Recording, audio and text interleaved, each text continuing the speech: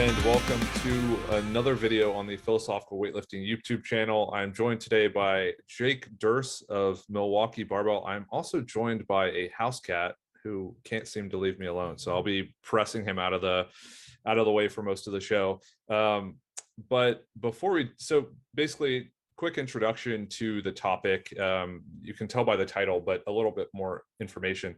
What I wanted was a resource for coaches, athletes, and people who'd utilize social media, specifically Instagram, as a way to grow clubs, grow their personal following, mostly to spread a message of like high quality weightlifting information, high quality lifting, and high quality content. It's something I've been working to do with the Clintonville Barbell Instagram page, my personal Instagram page, my podcast page, like pretty much all the pages I run. I'm trying to spread the best information that I can in the best way possible. And Jake has been one of my contacts in terms of fielding questions, kind of filtering information through him. And of course, I'm a guy who's like, hey, this is great information. Let's share it with everyone else. I'm not really one to, hide all this. So I thought, let's get Jake on the show. We can cover the Milwaukee Barbell Instagram page, which is massive for a weightlifting club and has, I spoke to Mary Tyson Lappin, and she was mentioning that anytime Milwaukee Barbell comes out with merch, she wants to get it. She doesn't have like a deep affiliation with the club, but for some reason it's like there's this intimate connection that I don't feel with any other club besides I've been wearing the merch all day, so you can obviously get my connection. But I thought, why not have Jake come on, facilitate a conversation of how he's managed to do that, what he plans to do to continue doing that and doing it better, and then how other people can utilize those techniques, skills, strategies to better grow their social media platforms for clubs, athletes, etc. So Jake, fill us in. How'd you end up getting involved with Milwaukee Barbell? Like, what's your backstory? Yeah, so I started lifting with Milwaukee Barbell back in 2015, and I found the Barbell Club through basically just Google. I was doing what I would call lifting weights, miscellaneous working out at the YMCA, and all of a sudden they decided to move all their weights into the equivalent of 2 racquetball courts, which wasn't particularly safe. And that was like the kick in the butt I needed to like leave. And at the time I was doing like really, really crappy looking power snatches and like power cleans and, thinking I'm hot shit. So, I'm like, all right, I gotta get more into Olympic weightlifting and figure out what this is all about. So I Googled it, found Milwaukee Barbell, and, as they say, the rest is history. But, I lifted with Milwaukee Barbell, did a handful of meets and all sorts of fun stuff, but I really like connected with the brand. I connected with the people, and like that part of my time, after graduating college, it was formative in a sense. And so I got a real deep pride for the brand. And, over time, we moved a couple of different times with the CrossFit gym that we operate within. We operate within a large CrossFit gym called Brew City CrossFit. And we've moved now 3 times with them since I've been with the club. And in those moves, we've sort of kind of lost our culture. We sort of kind of lost ourselves just because it gets difficult to move from place to place to place as people kind of fall out and whatever happens. But through that, the owner kind of stepped back and started to distance himself a little bit from the club and started getting into the corporate world as far as work goes. And so his priorities had kind of shifted. And at that point, I approached him and had a conversation with him and kind of said, hey, I'd love to take the keys. I'd love to kind of take this and run. How do you feel about that? And he's like, yeah, that's great. Because I think we both had conversations prior, and there's just a lot of, good open conversations. And he realized that I just had a lot of pride for the club.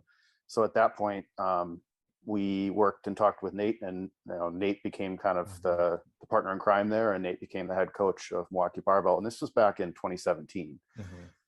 So took over then, and ever since then, it's been a little bit of a learning experience for me. Laughing at pickles, can't help it. It's been a learning experience for me because I think initially I'm like, finding my way through Instagram, finding my way through relationship management, finding my way through the people within the gym. And I think it's great the way that Nate and I work together, because Nate is this consummate programmer, coach, and very much a people person, in the sense of like he can kind of talk to anybody at any level. And it's just fantastic in the gym. And where I come in and where my strengths are is more of the business side. I'm a demand planner by day, so I'm basically a glorified Excel monkey. But I have a very business minded thought process on a lot of things. And so I was able to kind of apply that to the business side of Milwaukee Barbell. And then Nate grabs coaching, programming, and handles the culture within the gym. And we make a pretty good partnership as far as that goes. So kind of fast forward, a lot of it was finding my way in those first couple of years. You know, we had just moved into a new space where we are now, and we're in a 15,000 square foot building, most of which is the CrossFit side, but we have our own corner. And now it's been more kind of figuring out the foundations of how I want this to look in the long run. You know, for me, the biggest things are consistency and authenticity. So whatever it is, whatever authentic feel we give off as a brand, it's because we've done this deliberately in a consistent way. And we've tried to kind of paint the picture of like, okay, how do you show a club on social media? How do you build a culture and then exude that culture on social media? Because I don't want to go out and throw clickbaity articles or pictures or videos or whatever. I want it to be, hey, this is so-and-so making so-and-so progress. This is Nate. This is this culture that we can kind of exude on our social media. So how do we do that? And I think that's been more of a deliberate thought process, especially over the last like year or so. You know, at the start of last year, I decided that it was time to kind of redo our merch again. So I started the online website. I kind of built that back up. It was already there, but we, you know, filled it back in, essentially. Started running merchandise once again, and we realized that there's brand equity as far as that goes. There's a resonation of like our brand resonates with people, and I think the logo just kind of is a timeless logo. The logo really helps sell itself. So, you know, starting the merchandise was a really good idea for us, because it kind of helped us express ourselves a little bit more in weightlifting community, but it also just helped us get out there again. People like cool merch, and you know, we love to, you know, make some cool merch. And again, it goes back to that authenticity and consistency thing. If you look at what we release in terms of merchandise, we stay pretty close to a main thread of our brand. And yeah, so that's been like the last year as far as that goes, has been, what are we doing to communicate our brand, our culture? How are we showing that in social media? How are we showing that in person? How do we show up to meets? How's our behavior at meets? How do people, you know, when you see a team roll into a meet, if it's nationals, if it's a local meet, how are they acting? And I like to think that our folks are rolling in, shaking hands, you know, hanging out with everybody, having a good time, and then lifting big weights. You know, I'm really trying to drive that culture of like, walk in the gym, shake everyone's hands. If nobody else is going to do it, I need to walk in and see everybody, make sure I know everybody's name. Just try to drive that culture. So that's been kind of like the more recent thing, is trying to drive that home and kind of build up that foundation, continue to build on that foundation for us. Yeah, I think what I've picked up on it, and it's a little different when it's a one-man operation. And the reason is because when I do things that I think are going to better create the culture and the atmosphere, to then try to glorify that on social media, for me, there's like this double think where it's like, I'm doing this for the club, and then you're like, but I have to let people know that I'm doing it for the club. And it's like, but you're not, you know, you're trying to get like this really passive flow where it's like, you do something, you create something, and it just happens to exist on social media. So I think the fact that you can help Nate out and give Nate the responsibilities that he best can occupy and execute on, and then you do things that you do well, I think that really creates like a cohesive team and allows things to happen more organically. So you can celebrate Nate's work, you can celebrate Nate, you can celebrate the athletes, you can also celebrate the brand, and it doesn't feel forced. It's not like, hey, hit this PR and then I'm going to get a video and then I know I'm going to share it. that's kind of like this internal conflict that I run into Yeah. as like Yeah. someone who's trying to manage it all. If you were in that similar position where it was just you and it wasn't, you and Nate, how would you manage doing what you do alongside of like also being the person who occupies the content that you're promoting, spreading, and giving to people? It's a really good question. When it comes to content, I think there is a certain culture or a certain feeling you kind of have to drive with your lifters. We have some folks that love to take videos and they love to share them. And we have folks who won't take a single training video. And, trying to help educate them as far as saying, hey, take a video. I don't care if you share it with me, doesn't matter. Take it. And I want you to take another one in 8 weeks. Take another one. Just humor me, save it, see what you think.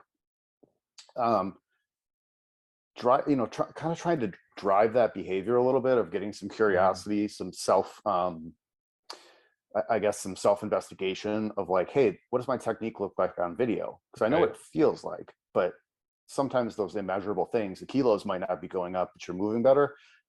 Just kind of showing that to people is valuable. I feel sometimes like I'm in that weird boat of like, go get video. I need content. Right.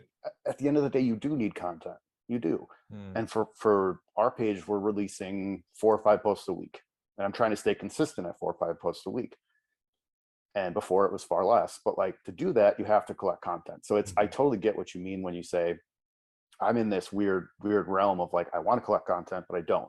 So I say, first and foremost, drive the culture a little bit with the lifters to say, hey, this is a way for you to, this is really a way for you to track your own progress. Whether or not you share it with me, I don't, I'll post it, but I don't care for that reason. I want you to take a video because you want to take a video. Secondly, I think, as a coach, what motivates particular people. Some people love to see themselves on the Instagrams, and other people don't. So feed into that.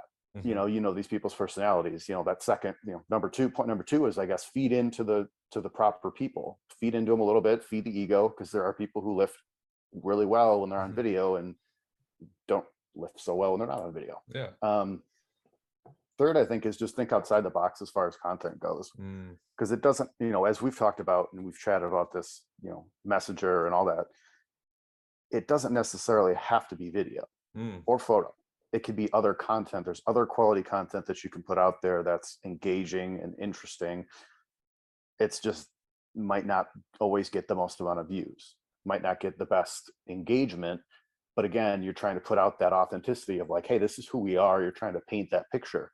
And that picture doesn't get painted in 2 strokes. It's not, 2 posts and this is our gym. It's 2 posts and a couple weeks later, 2 more posts and 2 more posts. If you scroll back into our Instagram, I've probably made the same genre of a post 6 times. And the genre for us, a little bit tangentially related, is merchandise. Where does the money go? Right. One thing I try to like stress is, why do we do what we do? And the reason why I've posted 6 times plus is because we might have 200 people that see that first one. We might have 150 net new that see the second one. Right. We might have 75 that didn't see the first 2 but finally got to see the third one. You're only getting a snippet of your viewership in those single posts, in my eyes. So posting it a couple times over the course of a year, I don't think there's any loss in that. I think you're still driving home, again, another paintbrush. It's another brush stroke of your culture. And you'll always be brushing that. It's always going to be trying to drive that home. To wrap it up, I think, first and foremost, drive the culture with the folks within the gym, and drive that expectation of like, I want you to do it for yourself, if nothing else. Take the video every once in a while. Secondly is feed the culture. Take videos of yourself. You can drive that by your own behavior and say, I've got videos, I post my own training. Doesn't mean you have to, but people look to you, people look up to you. And then third is thinking outside of the box as far as content goes. It's looking at other ways to engage people. It might be technical posts, it might be distillations of larger readings that you've done. again, that's your delineation between your pages. But yeah, those are probably three of the bigger points for me. Yeah, and that's smart. And I actually find myself doing that often with athletes who are going for maybe a bigger lift, is I'll pull my phone out, and even if I'm like, I don't know what I'm going to do with this, it's like, hey, this is serious. This is something noteworthy, right? This is something that I think we need to try to get to a different level in terms of like approach and mindset to make it. And this is a way of queuing that up. Yeah, yeah, It's that's like an interesting point. yeah, and I think I try to do that often, and I tried to make it a point to say like, okay, here's the big set, like this is the important set, the drop sets or whatever it is, the other stuff that comes along into the program, that's really important. But this is letting us know if we're succeeding, or giving us a good indicator of like if we're headed in the right direction. So I just actually put a post up today. It was so Allie, she's a remote athlete. She also came to the club, and she had some heavier doubles, and we wanted to hit what she's going to open with at the Arnold. It's like, okay, I'm going to pull my phone out. This is a big set. Like, we want to make sure that we can double about what we're going to open with, as a way to kind of feel confident that when we go to the meet, it's automatic, it's on demand. We've already taken it for multiple reps. So ingraining that idea of like, the training's always important, but some things matter a lot more than others. And maybe a cue of having a phone out or something helps with that. And then the last point you made is, I kind of think of the repeated exposure as kind of a bit like learning a new topic or idea. It's like the first time you read something, you're like, that makes sense. And then you kind of forget most of it. And then you see it again, and you're like, oh yeah, I kind of remember that. And then eventually you're like, yeah, that's the thing that I remember in very vivid detail. And I guess with the brand, it's the same idea. It's like, here are our values. Okay. You kind of get that, like, we have a direction. The next time they say it, here are values, it's like, okay, I understand the words that are associated with that. And then eventually it's like, yeah, this team really respects and appreciates these values. So getting that repeated exposure over time can help further cement the ideas. So I think those are three useful strategies. And then in terms of how this pans out day to day, so maybe we talked about doing a screen share and bringing up the actual Instagram. So for people watching, you can get an idea of what this looks like in practice, right? So again, we kind of talk about it, but then let's see it. So Jake is going to talk through, a handful of the posts, kind of discuss what he's trying to do, whether or not he's able to do that, and how other people can kind of utilize similar strategies for building their brain. So Jake, maybe you can just kind of shoot from the hip, pick a couple posts, talk about what your thoughts were going into it, how they did, and then like how you use that information for future posting. Yeah, so I'm going to kind of start it out with a light one. One of my personal things that I really like is vintage weightlifting gear. So anything that's old school, kind of cool, kind of drives a little bit of like an artifact into the culture of a gym. So people can have pictures, people can have posters, people can have a belt hanging on the wall, whatever it is. This is one of those pieces of culture in our gym. We have this Eleiko chalk bucket, but we also have an Eleiko banner that matches it. This is one of those just cultural, I don't know, artifacts is the word, I suppose, that I really have an affiliation with. I really like. It kind of exudes some of the feel, the look and feel of our gym. We're an old warehouse building. It's very dusty. It's very, training hall-esque. So the idea of posting something like this, first and foremost, I needed content. I needed to post something. And something that would be relevant to the brand, to kind of build up people's awareness of the brand, but also to build up like, okay, what does this look and feel like? This is a shot that was taken by YKS Media. We brought him, Stu, in back in October for the Brew City Open. Was it October-ish? For Brew City Open 7, so the 7th Brew City Open. And Stu, just like Will, has a fantastic eye. And so this is just one of those posts that I didn't think I was going to get any particular great traction on. It's not necessarily one of those things where people are like, oh, this is great, I love, vintage chalk buckets, and this is as cool as the clickbaity, somebody getting punched in the face video. But, it's it's one of those ones that I think it just, from a value standpoint, it shows a picture that helps you feel like you're at Milwaukee Barbell. So not great impressions, you know, really from a metric standpoint, it doesn't do much for us. But I think, again, there's definitely value in the brick by brick, help people understand what it's like to be at your club without being at your club. Right, right. Yeah, and then maybe you can kind of like juxtapose that against one of the more popular posts, and then talk about like how these things are integrated together. Yeah, absolutely. So this is Isaac. Isaac is one of our newer lifters. He moved to Milwaukee from Phoenix, and he's a medical college student, pretty close to Milwaukee Barbell. Isaac moves super well. He's always been one of those people who comes in, trains quietly. He kind of, without knowing it, he's very Milwaukee Barbell as far as the culture goes before he even really got situated and got comfortable. Like I said, he came in, he was quiet, he worked hard, he didn't ruffle anyone's feathers. You know, he very, very quiet lifter. And he's kind of starting to come out of his shell, both in training and just getting a feel for how we operate as a barbell club. So this one, first, it's PR. It's a huge lift, and it's a pretty easy looking lift for Isaac. He's probably got a couple more kilos in there, but you know, a great lift. I like to highlight the lifts, especially when they're big lifts. Not everything's a PR, but highlight the big lifts when they happen. You know, he doesn't take a lot of training videos that I'm aware of. His Instagram is empty. And he doesn't take a lot of videos. And I managed to have somebody snag a video and sent it to me, and I was like, hey, this is sweet. And was able to post it, and got quite a bit of engagement as far as these insights go. And I don't know exactly where the insights are in this page, so maybe we can pull that up, and we can screenshot it at a different time. But I think this is one of those ones where you're highlighting somebody who exudes your culture. You're highlighting one of the lifters, and we kind of like to rotate around and highlight different people throughout their training. But this is one of those ones where you're highlighting somebody who exudes the brand, exudes the culture of the club, lifts well, moves well, and you know, was rewarded with a PR in this particular training day.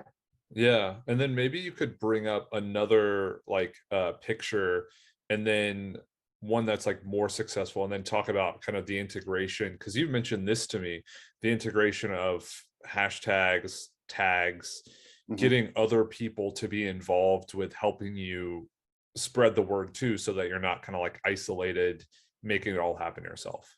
Yeah, sure. So as far as pictures go, I think as a general statement, pictures don't do as well as videos for our page at the very least. You know, we've got some good pictures that come from Will, or that come from Stu, and you know, as far as engagement goes, I don't think they get as good of engagement. I'll go to this one because this one's kind of humorous to me. So this is Logan, who had a pretty rough cut at American Open's finals back in December, and this is prior to his opening clean and jerk. And this shot in particular is not, you know, of weightlifting, but from a cultural standpoint, from a weightlifting standpoint, this is one of those things you don't necessarily always see. You don't see the hard cut. You don't see the guy before he takes the stage, the guy or the gal before they take the stage, in a rough spot before clean and jerk openers. You don't see it. You don't see the back room stuff. So this is an interesting shot. You know, talking about hashtags and whatnot. We usually will I say we, but I'll usually hashtag a few things depending on the photo, if I remember. In this particular one, I tagged Rogue because it's a Rogue Fitness, you know, advertisement here, jokingly. I said, I wonder, because they have in the past, I've tagged them and they've asked if they could use it. They give this little descriptor basically saying, can we use it? And the photographer or the owner of the asset should accept or decline, basically. And so I tagged them out of a joke, because it's not weightlifting, it's somebody vomiting into a bag. And lo and behold, you know, this happens. And if you pop over to Rogue Europe, about a week later, course, it's probably going to be a little ways down, but Yeah. it's here. There it is. Oh, there it is. Yeah. So, funny how that goes. Mhm. They're cool about giving credit and whatnot, but Mhm. yeah, pretty cool to see. Um, Again, it's not a necessarily a weightlifting related post per se, but I think kind of painting the picture of people's journeys in some way, shape, or form has a lot of value, and that is part of Logan's journey. Sometimes he can have a hard cut, and that one in Mm. particular, he had a hard cut. He had one of the best meets he's had, but he had a hard cut, and so being able to highlight that is something else, something good for us. Yeah, and Um, I know that I mentioned like getting other people involved with hashtags and tagging, but you brought up a mm, point that I don't want to miss because I think it's important. But you talked about creating like a narrative or creating like almost like a storyline. How do you manage to do that? Say with someone like Logan or someone like Nate, people who are staples in the club, big personalities in terms of like their importance to the club. How do you create that throughout the imagery, the videos, etc., that you post? And I have to lean heavily and give a lot of credit to Will. Mhm. Will shoots the majority of our stuff as far as our content goes at meets, mainly just because Will is local and his eye for the brand is fantastic. Between Will and Stu, I flip a coin. I love them both, and I would love to have them shoot our content. Yeah. If I could do that every day, that'd be great.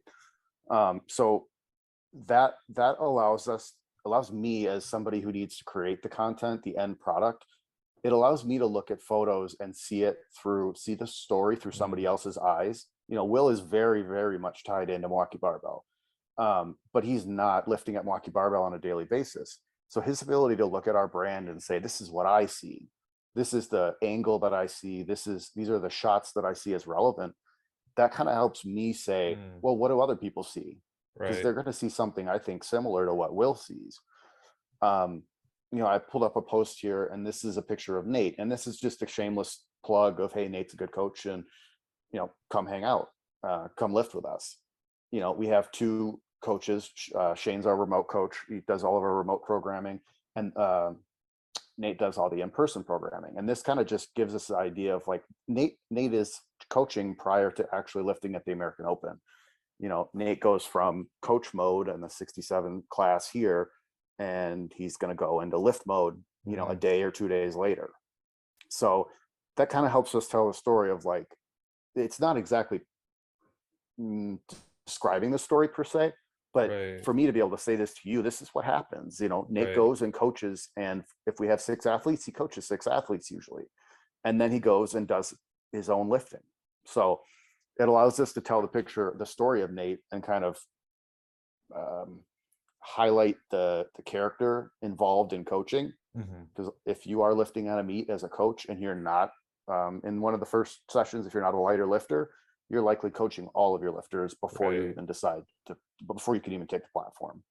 Um, so yeah, it's cool because Nate goes to all the meets. I go to usually one a year, as far as the big meets go, and I'm able to help and kind of take some stuff off of his plate so that he can focus on lifting. But like the Arnold, he's going to coach 6 athletes before he takes the platform on Sunday. Yeah. Wow. And I think that's cool that you're able to kind of get the moments between the moments for people like Logan and Nate. Because again, weightlift people, that's kind of, there's this like common idea that weightlifting is 6 lifts, probably a minute, 30 in total of being on a platform, a minute. Um, but there's so much that exists to go into that. So I think it's really cool that you're able to capture that stuff. Yeah, that's a lot of Will. I got to give a lot of credit to Will and Stu, because the back room is, there are a lot of people that capture lifts up on the platform, but there's not a lot of people that capture behind the scenes. And Right. there's only two people in my eyes that capture behind the scenes fantastic, and Mhm. it's these two. Yeah. It's Will and Stu, and this is just Nate. Like, this is Nate. Nate's a goofball. Um, that's before whatever snatch or clean and jerk warm ups. So Mhm. Yeah, and I yeah. think it's cool too that the character comes out because, again, we kind of spoke about this, I think maybe before this video started, but it's about also getting the most exact image so that you realize you're not pandering to someone or something. It's like, hey, this is an unadulterated version of an Yeah. unapologetic version of myself. So having Nate, show his, comical side, having Logan show kind of like the rough cut, like the stuff that is a part of their character, I think is really unique. Yeah, absolutely. I think there's a place for the videos, there's a place for the competition lifting, and there's a place that I think there's a lot of value in the back end of pictures and the stuff that happens before the platform. Like you said, Yeah. there's a finite amount of time on the platform and a lot of time that's off the platform. And this, just pulled this one up because this is a particularly apt picture and a particularly good painting illustration of what our club looks like in the back room. This is our training hall with our garage door open, and it's just one of the cool shots from Bruce City Open 7 from Stu that I think is, again, it's one of those things that paints another brush stroke of this is what it's like to train in our training hall, and we want to keep driving that home however we can. So how do you, in kind of the question I posed, if you were by yourself, or if you didn't have Nate, or if Nate didn't have you, another question will be for most people who are coaching clubs or running clubs, they may not have access to someone who has the skill of, say, a Will or a Stu. They can't get these like very doctored up, very intimate photos, right? So how do you work to package something like that and share it, knowing that there's a limitation of maybe resources, can't afford it necessarily, or just not quite the same expertise, again, because it's special with Will and Stu. They know weightlifting so well, they can capture weightlifting well. I've had people take shots at the club, and it's not that it was bad work, it wasn't highlighting the sport of weightlifting with people who are involved in it. It was kind of like just getting pictures of people, if that makes sense. Yeah, absolutely. So how do you manage to do this without a really, really talented hand to help? Do you have any kind of like strategies you would use? Is it screenshots? Is it, just going out of your way to take some shots? Like, what would you do?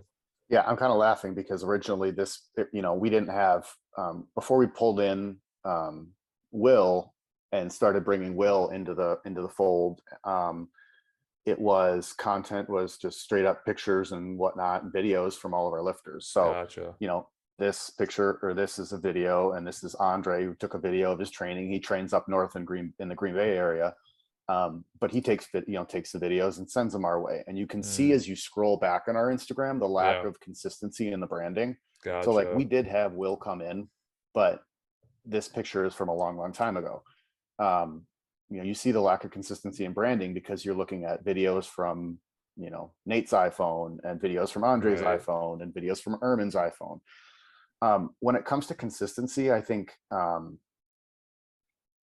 whatever you can do to bring up the quality of your own work, whether that's, if you have the funds to have, a fancy cinematic iPhone, if you've got that, use your cinematic iPhone and stay consistent with it. Keep your shots the same, try to keep some similar angles, things like that. Because I think consistency, when you don't have the superior quality available to you, consistency will help speak for itself. Gotcha.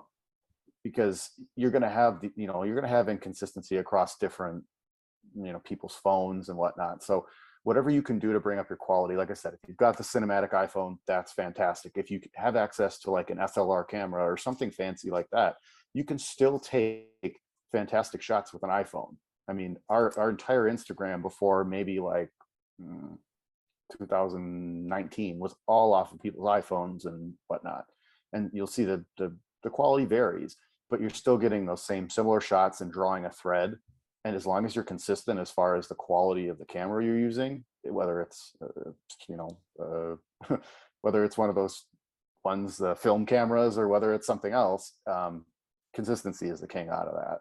Do what you can to get as good a quality as you can, but the consistency is really the king there. And then if and when you can afford it, bring in somebody like a Will, or lean on one of your members. If your members have skills, they also likely, have an eye and a passion. So lean on your members as well. One thing I've learned is that a lot of the expertise, regardless of what it's about, is in-house.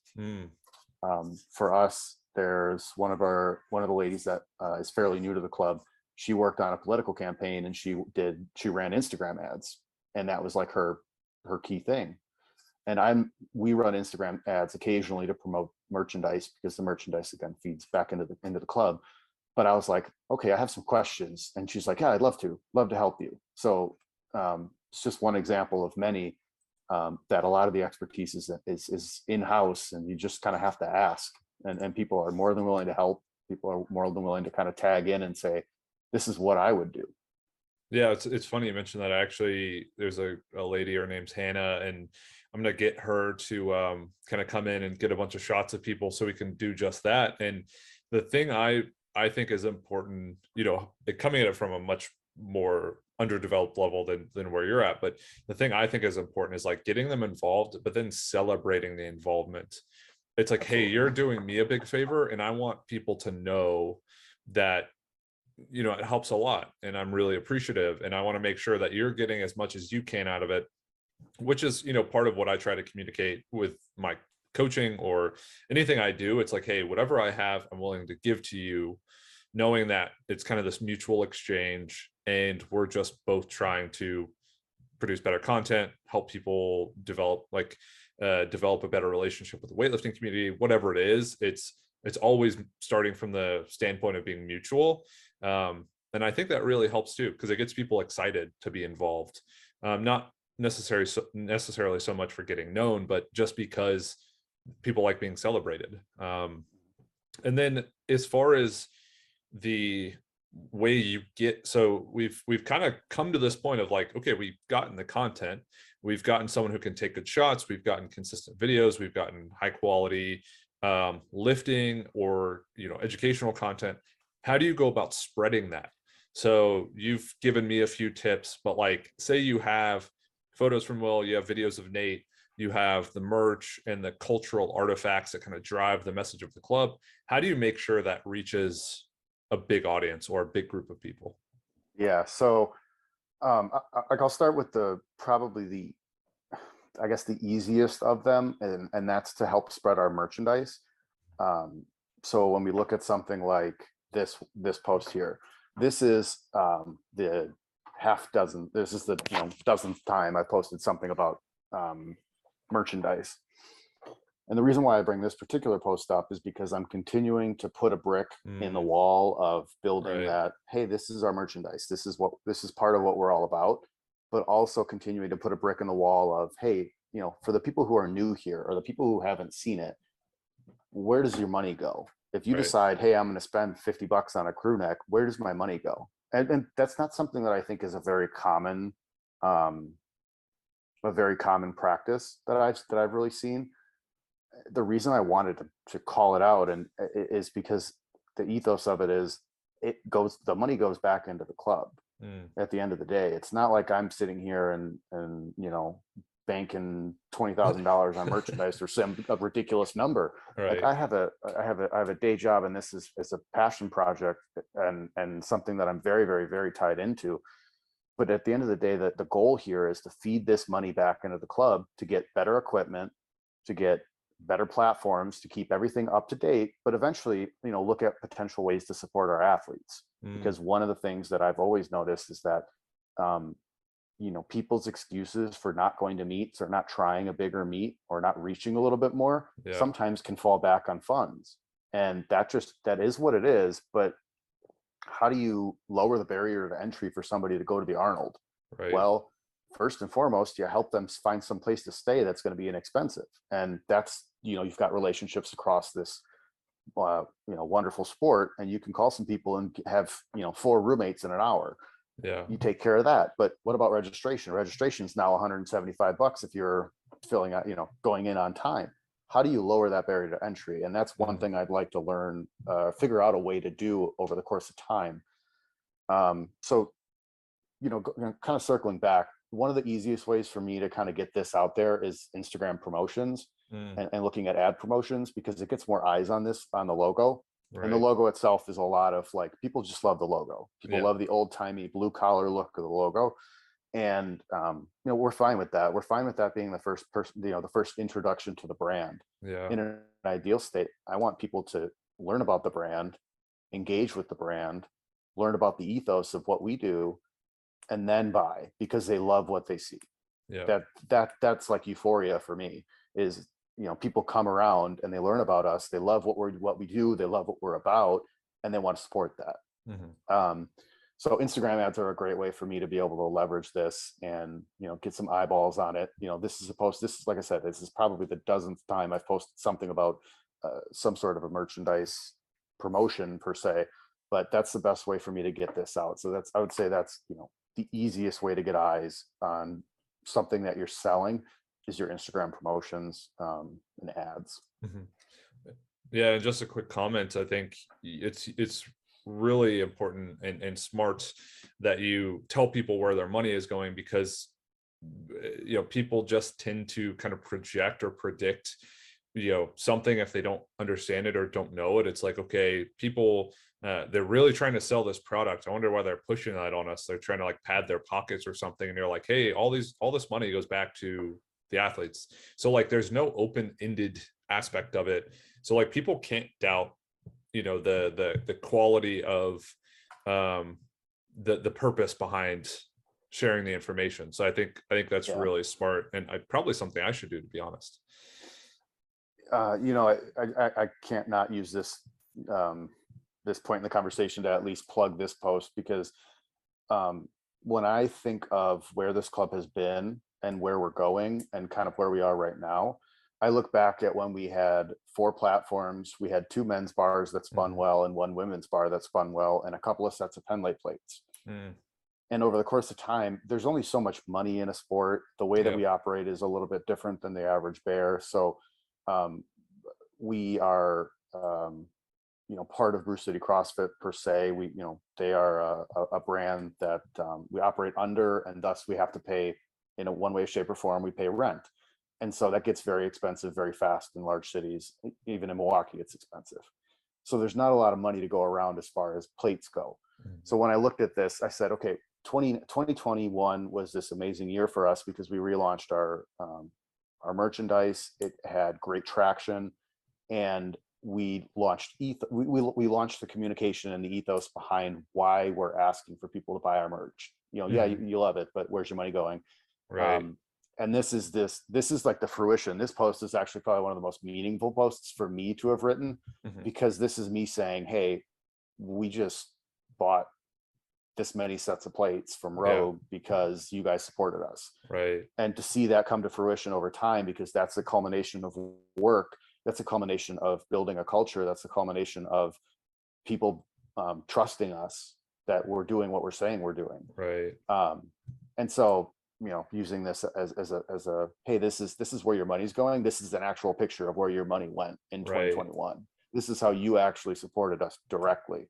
And thanks, Josh, because you supported us directly too with that merch. So yeah, to kind of take it back, you asked, well, how do you get that to the most number of eyes Right. from an apparel standpoint? Well, that's apparel. How do you get it from the most number of eyes from a picture standpoint? Mhm. Pictures, again, I think they don't get as much traction for us, but again, it's painting these pictures. This is Right. probably the same platform that Logan was warming up on at American Open, and this is Nate in his own session in Mhm. warm-ups. I'm tagging, the relevant, or I'm hashtagging the relevant hashtags here and there. I don't know that they get a lot of traction, but snatch, clean and jerk, front squat, back squat, whatever. You're putting the somewhat relevant hashtags. You're tagging the brands that you can see in the photo. So Mhm. USAW is tagged in almost everything we do.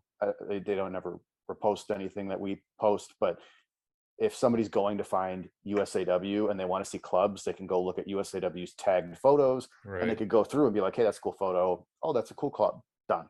Same thing with hashtagging USAW. I mean, I personally scroll through the hashtag of USAW every once in a while to see what's out there. And Mhm. it's oftentimes it's clubs posting it, oftentimes it's people training, things like that. So just using hashtags and tagging accounts that are also big on raising awareness for brands. There's a guy, his name is, I think, like Devinder, but he does OW weightlifting. Yeah. And he basically just takes other people's content and reposts it when they tag him. And he's got a decent followership. It's just another way to get your content out there. And I'm not Mhm. trying to be spammy. And it's kind of like the kind of middle ground that you take is you want to post what's relevant, you want to tag what's relevant, but you don't want to be like spammy tagging like ESPN or, you know, like completely irrelevant things. Like, so that's kind of where photos go. And videos, they get a lot more traction on their own. But tagging, again, relevant things. I just have a standard template of hashtags because I just don't have time to go through and create new hashtags for everything. It's kind of a work versus reward, or, you know, work versus value add, Right. and kind of weighed that out and just said, I'm just going to copy and paste what my normal ones are. And then tagging accounts, again, Rogue's tagged in here, Nate, Jesse's tagged in here, etc. Okay. And this one gets pretty good traction. Bigger lifts get bigger traction on a general basis for us. People love seeing Nate. But yeah, sometimes some posts just take right off, and other posts are very flat. And sometimes it's just not even predictable. Sometimes you're like, this is a massive lift. How does nobody care? And then sometimes it's just like, it's the bad time, or the algorithm didn't like you, or whatever. And I'm like, it doesn't matter. This is Nate. This is our head coach lifting, training hard, which he always does. And this is, a big lift that came to fruition after hard training, and, showing off some of his shape right now. Right. And so that's huge value. That means more to me to display that and to show that off than, 1,000 likes would. Yeah. So I think we've done a good job of covering a lot of, what sits underneath a lot of the decision making. So it's being consistent. It's pushing the image that you want to convey to people, and also doing that with a high quality, and then being transparent about that. As far as, and then we've also talked about strategies of being able to do that, like the hashtags, tagging people, being consistent, again, making sure everything kind of flows in some way, but also sticks true to the brand. Do you think there's anything we missed? Any not like tips or tricks, but any things that people could pull from this that could help them better convey their brand on social media? Yeah, I think I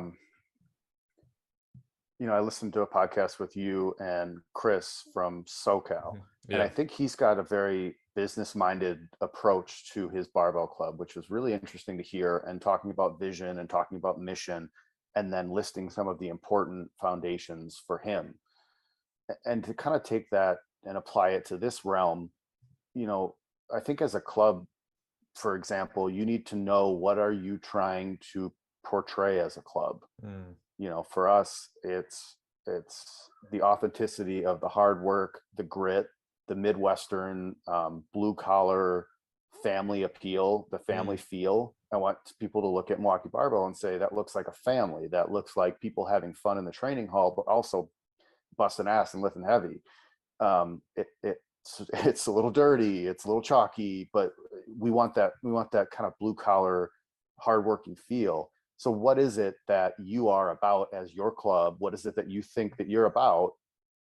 Validate that, because if people don't see that that's what you're portraying, if people don't agree with that that's what you're exuding, something's amiss. You're kind of missing there.